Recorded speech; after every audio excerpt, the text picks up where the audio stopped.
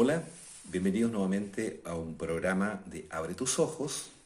Hoy día vamos a tratar un tema muy intrigante que tiene que ver con los templarios y el Santo Grial, que es un tema que ustedes solicitaron que habláramos.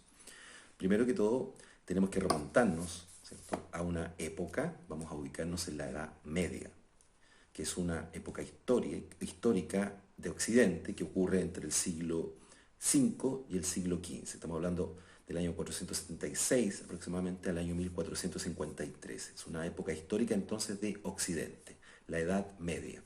Dentro de esa Edad Media ocurren las famosas cruzadas, que son guerras, ¿cierto?, batallas de cristianos contra moros, contra los turcos, para recuperar la Tierra Santa, Jerusalén. Hubo un total de aproximadamente unas 8 cruzadas entre el año 1095 y 1291. ¿Ya? Entonces, en esa época, en esas batallas, los cristianos que vivían en Europa trataron de recuperar la Tierra Santa que estaba tomada, Jerusalén, que estaba tomada por los turcos en esa época. Ese es el contexto donde se desenvuelven y nacen los templarios. ¿Ya? Antes de hablar justamente de ellos, tenemos que ponernos también en el contexto de la muerte del Maestro Jesús, ¿cierto?, cuando fue crucificado en el Gólgota.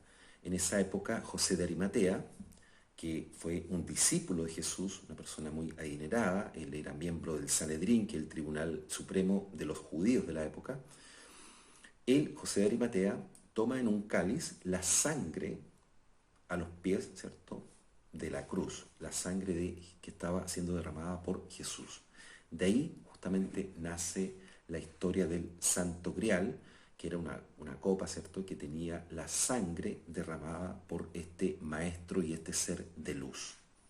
¿Ya? Ahí entonces nace la leyenda justamente de ese Santo Grial, sangre real, que es más o menos lo que significa esa sigla. ¿Ya? Lo vamos a ubicar ahora en el año más o menos 1118. En esa época, el patriarca de Jerusalén, Balduino II, fue visitado en Jerusalén por Hugo de Payns. Hugo de Payns fue uno de los primeros templarios. Él llegó ahí con 9 caballeros, eran un total de 9 caballeros los templarios al inicio, y ellos hicieron votos de pobreza, castidad y obediencia ante este patriarca de Jerusalén. Se instalaron en la mezquita, donde antiguamente estaba construido el templo de Salomón, ese templo de Salomón que fue, ¿cierto?, derrumbado. Sobre ese mismo lugar en Jerusalén se construyó una mezquita. Y en esa mezquita habitaron durante 10 años estos templarios. ¿Cuál era la misión secreta de ellos? Buscar el arca de la alianza y las tablas de Moisés, las leyes, los mandamientos. Los buscaron durante tiempo, no se sabe si los encontraron o no los encontraron, porque habían sido guardados ahí en ese templo de Salomón, pero esas fueron las primeras misiones secretas de ellos. ¿Ya? Ahora, en el año 1128 aproximadamente, regresa un grupo de templarios a Europa y 3 se quedan ahí en Jerusalén. ¿Ya? En ese mismo año, 1128, se convoca el concilio de Troyes. Y en ese concilio de Troyes se menciona a Bernardo como secretario. Bernardo vamos a hablar después de él, es una figura muy representativa dentro de los templarios porque fue de hecho el maestro de los templarios. En esa época, en ese concilio de Troyes, se elabora 72 artículos que iban a componer las leyes de esta orden, ¿cierto?, la orden de los pobres caballeros del templo de Jerusalén. Solamente 10 de esos artículos tenían una connotación militar. Los otros 62 restantes tenían una connotación espiritual. Fíjense, ahí vamos a entender un poquito más esto. Bueno, a estos 9 caballeros entonces se les propone usar un traje blanco y todos los otros caballeros iban a usar traje negro. Por lo tanto, fíjense que aquí habían dos filas, los templarios, que era un grupo secreto de estos 9, y todo el resto, que llegó en algún momento a conformar un ejército de 15.000 templarios. ¿Ya? Entonces, vamos a seguir revisando esto. Estos 15.000, de alguna forma, o estos caballeros que estaban justamente al frente de la batalla para defender, ¿cierto?, las peregrinaciones de los cristianos de Europa a Jerusalén, a Tierra Santa, servían como una especie como de tapadero social y espiritual para la orden secreta que estaba al centro, donde estaban solamente los maestres, ¿cierto?, que tenían acceso a un conocimiento de tipo superior, ¿ya? La verdadera meta de estos templarios que estaban justamente en esta orden secreta era el conocimiento, la justicia y el bienestar, elevar espiritualmente el ser humano en la época medieval, ¿ya? Ahora, ellos se enriquecieron entregando préstamos, de alguna forma, con intereses, ¿ya? Ellos de alguna forma también se enriquecieron con enseñanzas y conocimiento gnóstico de los coptos y de los esenios. Los esenios fue una secta secreta también a la cual perteneció Jesús de Nazaret y los mismos seguidores de Jesús. Se dejan el pelo largo, la barba larga, ¿cierto? Y tenían acceso a un conocimiento de orden supremo, ¿ya? Con el tiempo los templarios fueron vinculados a los musulmanes y eso empezó a generar un odio, ¿ya? La idea era unificar espiritualmente también Oriente y Occidente, formar de alguna forma una comunidad, ¿cierto?, asociada a la gran obra. Bernardo de Claraval fue, de hecho, este secretario, fue el padre espiritual de los templarios, de esta orden secreta interna, de estos 9 caballeros, que finalmente terminaron siendo 22, al igual que los 22 arcanos del tarot. Los templarios después fueron acusados de adorar a Baphomet, ¿cierto?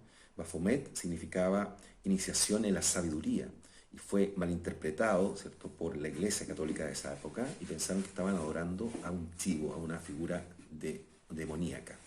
Eso empezó justamente a generar también dudas de las prácticas que hacían los templarios. El rey de Francia, Felipe IV, Felipe el Hermoso, que también que le llamaban, que lo que tenía hermoso solamente era la apariencia, nada más, tenía muchas deudas con los templarios. Los templarios, de hecho, formaron el primer banco en Europa. Ellos hacían préstamos con intereses. De ahí les voy a explicar qué hacían ellos con el dinero. Felipe el Hermoso empezó a acumular mucha deuda con ellos. Entonces, quería deshacerse finalmente de esos créditos que él tenía con los templarios y le pide al Papa Clemente V, que de hecho él lo ayudó a que fuera Papa, que los elimine, los mande a eliminar, a matar. En esa época habían aproximadamente 22 templarios ya en la orden secreta interna y 15.000 en el ejército que ayudaba justamente, como les digo, a los cristianos en sus peregrinaciones a Jerusalén. Ahora bien, el 14 de septiembre del año 1307, la Inquisición manda a quemar, a tomar presos, ¿cierto?, y a quemar a estos 22 templarios que eran de la orden secreta, ¿ya? A ver, el dinero de Felipe IV había desaparecido, no lo pudieron encontrar. El último templario que quemaron vivo, que es Jacques de Molay, él maldijo a el Papa Clemente V, que solamente le quedaban 40 días de vida, y así fue, de hecho, después que murieron los templarios, el Papa Clemente V fue muerto, o sea, se murió a los 40 días, y la otra maldición que tiraron fue para Felipe IV, que iba solamente a durar un año más de vida, y así fue también, que de hecho duró un año más de vida, ¿ya? Ahora bien, los templarios de alguna forma fueron los renovadores de un conocimiento gnóstico en Occidente. Ellos llevaron todo este conocimiento gnóstico a Occidente para elevar la vibración espiritual del ser humano en esa época media. Estuvieron 194 años de existencia la orden, ¿ya? Los templarios construyeron también templos góticos y catedrales. Las catedrales que construyeron con el dinero que ellos recolectaban, de alguna forma eh, buscaba elevar también la vibración social y la vibración espiritual de las personas, el ser humano en Europa durante la Edad Media. Esa fue como una de las grandes misiones de ellos. Y poder llevar un conocimiento, ¿cierto?, espiritual también a Europa. Esa fue una de las grandes misiones que tuvieron ellos. Lamentablemente la Inquisición, ¿cierto?, que después pasó a llamarse Santo Oficio, durante muchos años ha mandado a quemar a muchos cristianos. De hecho, me quemaron a los cátaros, ¿cierto? Los albigenses, que eran los gnósticos más puros de la época en Francia, también los mandaron a quemar en la Edad Media. ¿Por qué? Porque los planes del catolicismo son finalmente gobernar con creencias, no formar seres espirituales elevados. El gnosticismo busca eso justamente, elevar al ser humano en su parte espiritual, conectarlo con su ser interno, con su esencia. Bien, espero que esta breve descripción les haya dejado claro. Ahora, el Santo Grial era custodiado también por estos caballeros, pero también no se sabe al día de hoy dónde está. Contenía la sangre justamente de Jesús, o sea, tenía una vibración esa sangre tremendamente elevada. ¿Ya? No se sabe si encontraron en el Arca de la Alianza, el Templo de Salomón, tampoco se sabe si encontraron las tablas de Moisés con las leyes, ¿cierto? Con estos 10 mandamientos. Bien, les agradezco entonces por participar y por enterarse justamente de toda esta información que es muy útil para el ser humano, para que nos conozcamos un poquito más. Muchas gracias y nos estamos viendo en otro capítulo.